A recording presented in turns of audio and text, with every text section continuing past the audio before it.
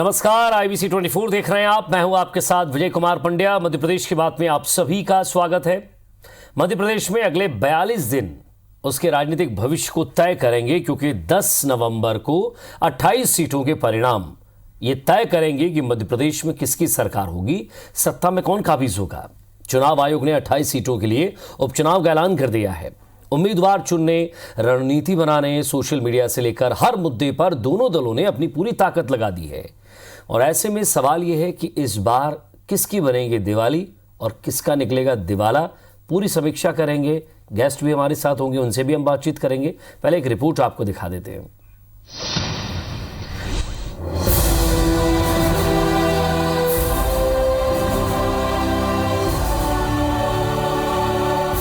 मध्य प्रदेश की 28 सीटों के लिए चुनाव की तारीखों का ऐलान हो चुका है। 3 नवंबर को यहां पर वोटिंग होगी, जबकि परिणाम 10 नवंबर को आएंगे। ये चुनाव दोनों ही पार्टियों के लिए काफी अहम है। सरकार बनाने के लिए बीजेपी को जहां 9 सीटों की जरूरत है, वहीं कांग्रेस को सभी 28 सीटें जीतनी होंगी। चुनावी तैयारियों के लिहाज से कांग्रेस बढ़त पर है, क्योंकि वो 28 में से 24 सीटों पर अपने उम्मीदवार घोषित कर चुकी है, जबकि बीजेपी की तरफ से मुख्यमंत्री शिवराज सिंह चौहान और ज्योतिरादित्य सिंधिया लगभग हर सीट का एक बार दौरा कर चुके हैं। बीजेपी का दावा है कि बड़े नेताओं के दौरों को मिले समर्थन से साफ है कि वो सभी 28 सीटें जीतेंगी। भारतीय जनता पार्टी ने अपनी चुनाव की तैयारियां प्रारंभ कर दी थी। आज चुनाव आयोग ने चुनाव की तारीखों का ऐलान किया है। हम इसका स्वागत करते हैं और भारतीय जनता पार्टी पूरी तरह से चुनाव के लिए तैयार है। एक तरफ कांग्रेस, एक तरफ बीजेपी है। बीजेपी के पास जनता की आस्था से जुड़ा हुआ नेतृत्व है शिवराज सिंह चौहान। निष्कलंक चेहरा है ज्योतिरादित्य सिंधिया, जो मध्य प्रदेश के विकास और जनता के कल्याण में लगी है। एक तरफ कमलनाथ और बंटा ढार है, जिन्होंने मध्य प्रदेश को विकास से 1.5 साल में लगभग 5 साल पीछे कर दी। बीजेपी सरकार और उनके नेता पूरी ताकत से जीत का दावा कर रहे हैं, लेकिन कांग्रेस को अपने सर्वे, रणनीति और उन मुद्दों पर भरोसा है जिनके सहारे वो मैदान में है। कांग्रेस बीजेपी में शामिल हुए नेताओं को पार्टी से गद्दारी के तौर पर प्रचारित कर रही है। कांग्रेस अपने कार्यकाल में हुई कर्ज माफी को भी गेम चेंजर मान रही है। कांग्रेस शिवराज सरकार के कार्यकाल में किसानों की हालत और कोरोना से निपटने में लापरवाही को भी मुद्दा बना रही है,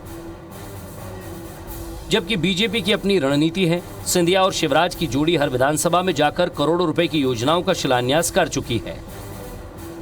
बीजेपी अब अपने इन कामों के जरिए अपनी सरकार को कामकाज वाली सरकार के तौर पर पेश कर रही है। किसानों को दी गई बीमा राशि को भी बीजेपी की तरफ से बड़ा मुद्दा माना जा रहा है। इसके अलावा कांग्रेस सरकार की नाकामियों को भी लोगों को बताकर बीजेपी वोट जुगाड़ने में लगी हुई है। वैसे तो कांग्रेस का दावा है कि इन उपचुनावों में जनता बीजेपी को हर हाल में सबक सिखाएगी। इसका नाम तो रखा है उपचुनाव, इसका नाम तो रखा है उपचुनाव। ये आम चुनाव नहीं है, उपचुनाव नहीं है, ये तो मध्य प्रदेश के भविष्य का चुनाव है। और ये चुनाव तय करेगा कि हमारा प्रदेश कौन से पटरी पर चलेगा। तैयारी तो हमारी संगठन स्तर पर है, बूथ स्तर पर है, मंडल स्तर पर है, सेक्टर स्तर पर है। पार्टी की तरफ से लगातार तैयारी है, लेकिन जनता तो इंतजार कर रही थी कि इन गद्दारों को कैसे सबक सिखाए। ये चुनाव दोनों पार्टियों के लिए ही नहीं, कुछ नेताओं के लिए साख का सवाल है। यदि कांग्रेस सरकार बना पाती है तो कमलनाथ का कद दिल्ली में और बढ़ जाएगा, जबकि सिंधिया के लिए एक तरह से अस्तित्व का सवाल है, क्योंकि यदि उनके ज्यादा विधायक जीतते हैं तो वो बीजेपी के बड़े नेता के तौर पर स्थापित हो जाएंगे। लेकिन यदि उनके ज्यादातर समर्थक हार जाते हैं तो उनके राजनीतिक भविष्य पर सवाल खड़े होने लग जाएंगे।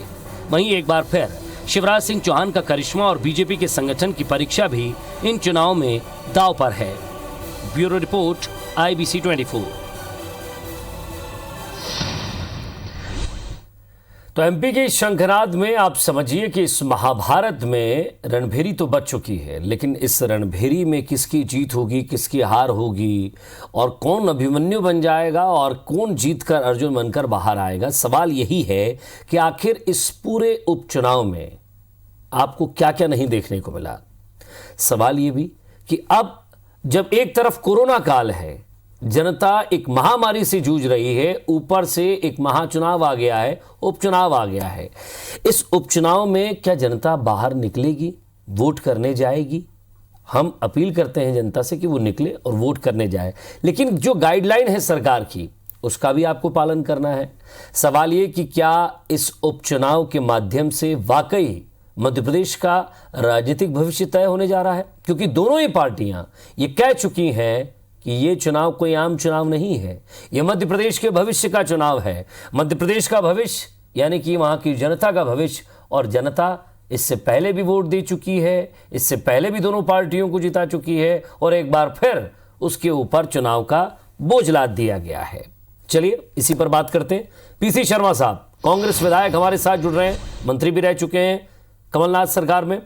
आशीष अग्रवाल साहब बीजेपी प्रवक्ता हैं, वरिष्ठ वक्ता हैं, वो भी हमारे साथ जुड़ रहे हैं। और नवनीत शुक्ला साहब वरिष्ठ पत्रकार हैं और इस आम चुनाव और इस उपचुनाव में, मैं कहूँ इस उपचुनाव में एक पैनी नज़र वो रखते हैं।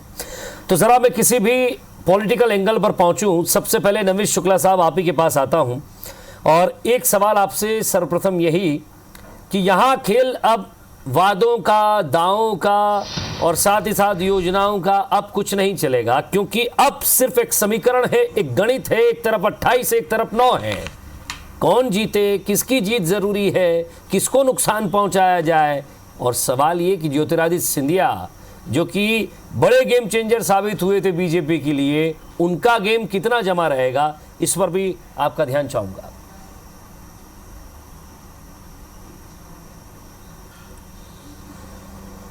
देखिए, इसमें सबसे बड़ी बात यह है कि ये चुनाव, इस प्रदेश की आबादी भी जान रही है कि पूरा चुनाव थोपा गया है और थोपे गए चुनाव में क्या परिणाम आना चाहिए ये तो समय बताएगा। पर इस समय सबसे बड़ी दिक्कत उन नेताओं के लिए है जिनके अस्तित्व का संकट आ गया है, क्योंकि ये पूरा चुनाव कांग्रेस और भाजपा से ज़्यादा उन नेताओं के लिए है जिन नेताओं की अपनी व्यक्तिगत छवि उनके क्षेत्र में है या नहीं। देखिए, ये जो जितने भी उम्मीदवार खड़े हुए हैं ये सब अभी तक कांग्रेस के बैनर पे चुनाव लड़ते रहे, तो इनका खुद का वोट बैंक नहीं बना पाए ये लोग, और ये हमेशा कांग्रेस के वोट पर ही इन्होंने राजनीति की है। और इसीलिए ये हो रहा है। एक उदाहरण मैं आपको दे सकता हूँ कि तुलसी सिलावट जी सांवेर में पिछले 25 साल से कांग्रेस की राजनीति करते रहे, पर जो वो कांग्रेस से भाजपा में गए तो हालत ये थी कि एक बस ले गए 35 सीटर भर के भोपाल, और एक बार 125 लोगों को वो भी उन्होंने कहा कि हमारे साथ कांग्रेस से आ रहे हैं ये भाजपा में। तो इनका खुद का कोई जनाधार पार्टी, भाजपा एक संगठन है, भाजपा का अपना एक विचारधारा है, उनकी एक आइडियोलॉजी है, और वो संगठन के भरोसे चुनाव लड़ते हैं। कांग्रेस में कभी संगठन नाम की कोई चीज़ रही नहीं। यहाँ तो आपका व्यक्तिगत संपर्क ही आपको जिताता रहा। कांग्रेस के अपने वोट पे आप जीतते रहे। तो इस चुनाव में भाजपा के साथ ये है कि भाजपा जिन पर दांव लगा रही है उनके भविष्य के बारे में कुछ नहीं मालूम भाजपा को। केवल ये कि सत्ता बचाना है, इसलिए भाजपा जो है उसको प्रयास कर रही है कि सत्ता से बचा के निकाला जाए। इसलिए मुझे ऐसा लगता है कि ये चुनाव कांग्रेस से ज़्यादा भाजपा के संकट के लिए है, और इसीलिए भाजपा को पूरी ताकत लगाना पड़ेगी, क्योंकि कांग्रेस का वोट तो मिलेगा ही।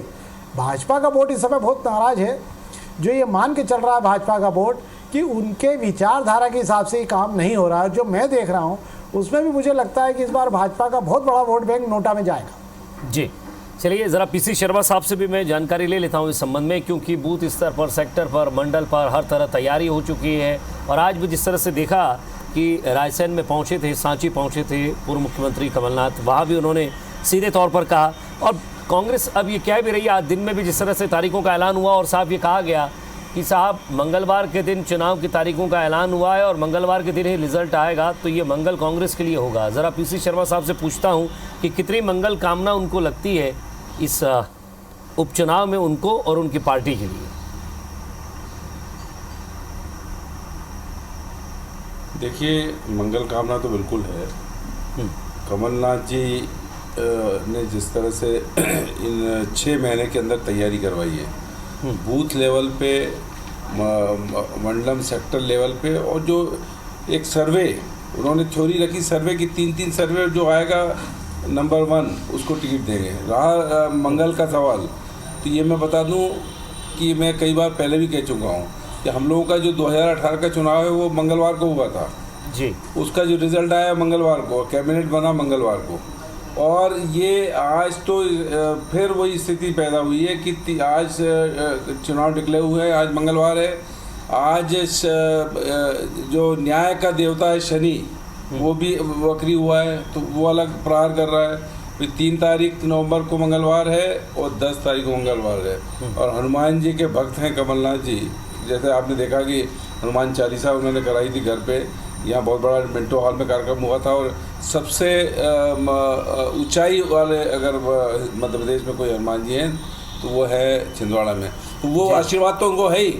लेकिन उसके अलावा जो होमवर्क किया है उन्होंने, एक मतलब ऐसे कैंडिडेट आए, उन्होंने कहा कि ये कैंडिडेट है, बोले मैं नहीं जानता ये कहाँ से कैंडिडेट है, बोले फला जगह से है।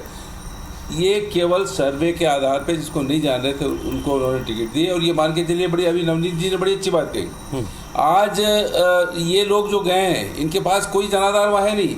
और बीजेपी के अंदर असंतोष इस बात का है दीपक जोशी का कि भाई ये मेरी जगह दूसरा ये मनोज कैसे आ जाएगा, वहाँ सावेर में तुलसी सिलावट कैसे आ जाएंगे, वहाँ हर जगह ये स्थिति है, चाहे पवैया जी का हो मामला, ग्वालियर का या अन्य लोगों का हो। तो इनकी जो स्थापित लोग हैं, सेजवाल जी हों, इनकी जगह पर ये लोग आकर डट जाएंगे।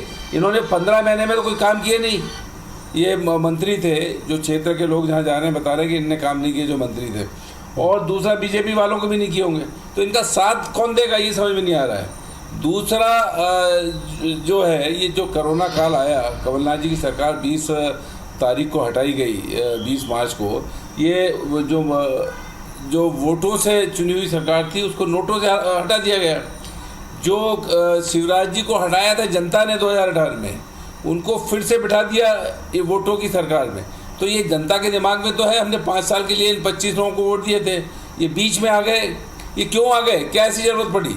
और इस कोरोना काल में जिस तरह की हालत बिगड़ी है पूरे प्रदेश की, लोग बेरोजगार हो गए, काम धंधे बंद हो गए, व्यवसाय बंद हो गए, हर चीज़ इनकी बंद हो गई और लोग निकाले जा रहे हैं। अभी पर्यटन विभाग से 800 लोग हटा दिए। ये कहते थे कि ऋण माफ़ी नहीं हुई किसानों की, वहाँ पे जवाब आ गया कमल पटेल का विधानसभा में कि 27 लाख किसानों का कर्जा माफ़ हुआ है, 11,500 करोड़ का माफ़ हुआ है, 300 से 600 हो गए वृद्धा पेंशन। चलिए, मैं धर्म विभाग का मंत्री था, 19 करोड़ रुपए हमारे पंडितों को, पुजारियों को एक लंबा डेटा दे रहे हैं। लेकिन सर, इस डेटा के साथ साथ फील्ड पर उतरना भी जरूरी है, फील्ड पर भी जाना जरूरी है। बीजेपी को वोट क्यों देगा जी? चलिए, मैं पूछता हूँ ना, मैं इसी सवाल के साथ जाता हूँ पीसी शर्मा साहब, इसी सवाल के साथ आशीष अग्रवाल जी के पास जाता हूँ। आशीष जी, बीजेपी को वोट क्यों देगा वोटर, ये पूछ रहे हैं पीसी शर्मा साहब, पूर्व मंत्री हैं, विधायक हैं, वो आपसे सवाल कर रहे हैं कि साहब वो आपको वोट क्यों करेगा वोटर, क्योंकि आपने तो चुनाव थोपा है उन पर।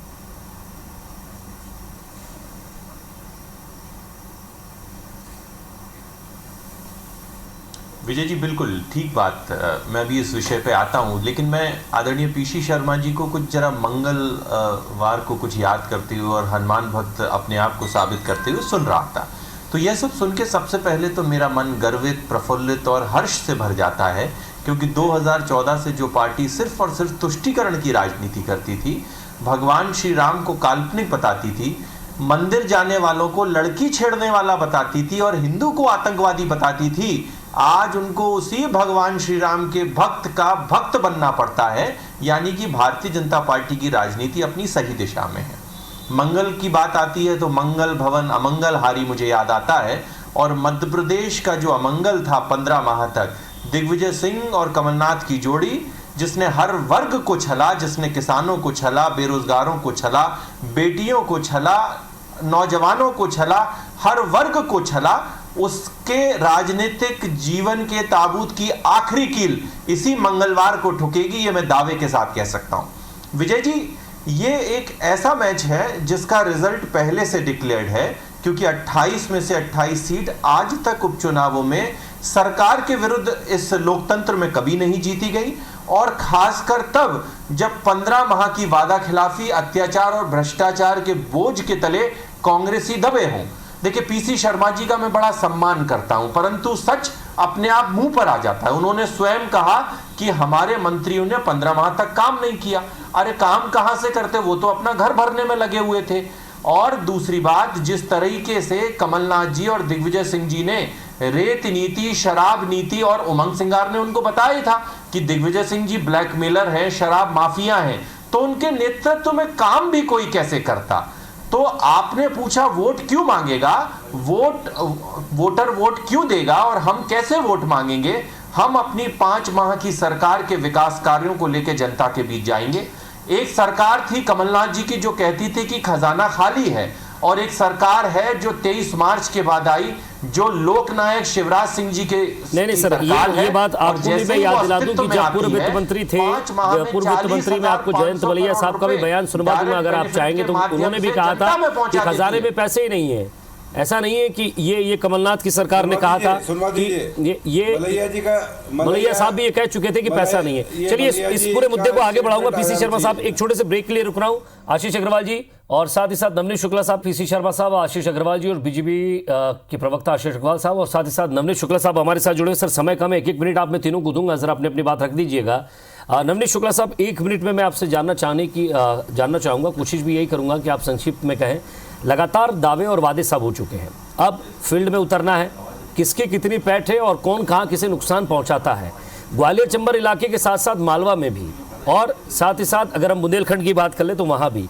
क्या लग रहा है आपको, कितनी सीटों पर बीजेपी की ताकत पूरी दिख रही है या फिर कांग्रेस बढ़त बना सकती है? क्योंकि ऐसे में यहीं से शुरुआत दिख रही है।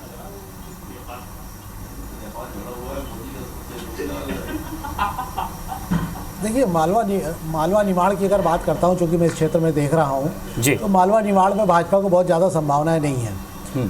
और यहाँ दोनों तीनों चीज़ें इसलिए भी हो रही है कि जो यहाँ जीतेगा वही जिसे कांग्रेस का 25% वोट मिलेगा, क्योंकि भाजपा का 25% वोट किसी भी हाल में मिलने वाला नहीं है और नहीं मिलेगा, इसलिए कांग्रेस के वोट से ही वो जीत पाएगा। अगर उनने कांग्रेस पे इतना बो रखा होगा किसी भी उम्मीदवार ने, तो ही वो जीत पाएगा, अन्यथा जीतने की संभावना कुछ भी नहीं होगी उसकी। जी, क्या परेशानी लग रही है बीजेपी के सामने, क्या मुश्किलें उस इलाके में? देखिए, बीजेपी के सामने मुश्किलें ये है कि उनके जो बेहतरीन कहता घोड़े हैं वो तो अस्तबल में बंधे हुए हैं, जिन पे आप भरोसा कर सकते हो और जिन पे आप आज मैदान में जिनको उतारा गया, ये सब अजय योद्धा नहीं है पार्टी के। ये सारे वो लोग हैं जो लगातार कई चुनाव हारने के बाद में पिछला चुनाव स्थानीय समीकरण में जीते। मतलब कैसा कि स्थानीय उम्मीदवार का विरोध था, शिवराज जी का विरोध था नहीं, पर स्थानीय उम्मीदवार के विरोध के कारण इनको जगह मिल गई और ये लोग जीत के आ गए। और जो भी जीत के आए हैं वो सब मैं सोचता हूँ शायद 2000 वोट से अंदर ही है, कुछ तो 300 वोट से जीते हैं। तो इनमें आप क्या संभावनाएं देखते हैं कि ये 300 वोट से जीतने वाले वापस भाजपा में जाकर वोट की स्थिति बना लेंगे?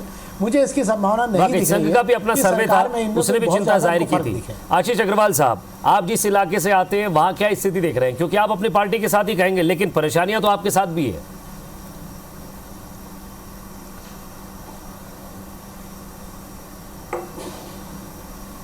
देखिए, सबसे पहले तो कोई परेशानी भारतीय जनता पार्टी के साथ नहीं होती, क्योंकि ये नेता आधारित संगठन नहीं है, ये कार्यकर्ता आधारित, विचारधारा आधारित संगठन है और यहाँ पे सब कुछ हमारी विचारधारा होती है। एक बात। दूसरी बात, इस क्षेत्र के साथ जिस तरह से 15 माह की कमलनाथ सरकार ने चुन चुनकर बदला लिया, इस क्षेत्र के एक बड़े इज्जतदार नेता के साथ दुर्व्यवहार किया, उसको लेके आम जनता में खासा रोष है। तो एक तरफ आम जनता, दूसरी तरफ भारतीय जनता पार्टी का बूथ लेवल का कार्यकर्ता, ये दोनों कमर कस के बैठे हैं कि 15 माह चली कमलनाथ सरकार का एक जो बदला लेना है वो मजबूती से लिया जाए। पीसी शर्मा जी और आप कह रहे थे, देखिए हमारे कभी मलैया जी ने कहा होगा कि खजाना खाली है, तो मलैया जी तो दिग्विजय सिंह जी को बंटाधार कहते हैं, कमलनाथ जी को कपटनाथ कहते हैं, राहुल गांधी को पप्पू कहते हैं, तो पीसी शर्मा जी वो कहने लगे, नहीं कहते ना। यानी कि जो इन्होंने माना वो किया। ये किसान को, बेरोजगारों को, सबको ठगते रहे खजाना खाली का बहाना देके। और जब से 23 मार्च से माननीय शिवराज सिंह जी ने सरकार संभाली, 40,500 करोड़ रुपए, सर 40,500 करोड़ रुपए जनता के खातों में डायरेक्ट। शर्मा साहब, आपने जो सवाल पूछा था, बीजेपी को वोट क्यों दे, मैं आपसे पूछना चाह रहा हूँ, आपको वोट क्यों दे शुरू हो जाती है? वही सवाल मैं आपसे पूछ रहा हूँ। बिल्कुल ठीक कहा आपने जी। मैं बता रहा हूँ आपको, नवनीत जी ने बड़ा सही कहा कि घोड़े तो अस्तबल में खड़े हैं और ये गधे आ गए हैं पूरे। ये गधे ही हैं जो चुने गए थे, 5 साल के लिए इस्तीफा दे दिया। अब ये फिर जाएंगे चुनाव में कि हमको वोट दो, तो किस बात पे वोट देगा आदमी? ये अग्रवाल जी बड़े होशियार प्रवक्ता हैं, मैं सुनता रहता हूँ इनको। ये समझते होंगे जीडीपी क्या होती है। जीडीपी में 19-20 में मध्य प्रदेश हिंदुस्तान में नंबर 1 पे, और वर्क टू ईज में 7वें नंबर से 4 नंबर पे ये समझते होंगे। और रही धोखा देने की बात, अरे ये सिंधिया जी जब उनने कहा था कि अगर ऋण माफी नहीं हो तो मैं सड़क पे उतरूंगा, क्यों नहीं उतरे अभी? अरे 27 लाख किसानों का कर्जा माफ हो गया।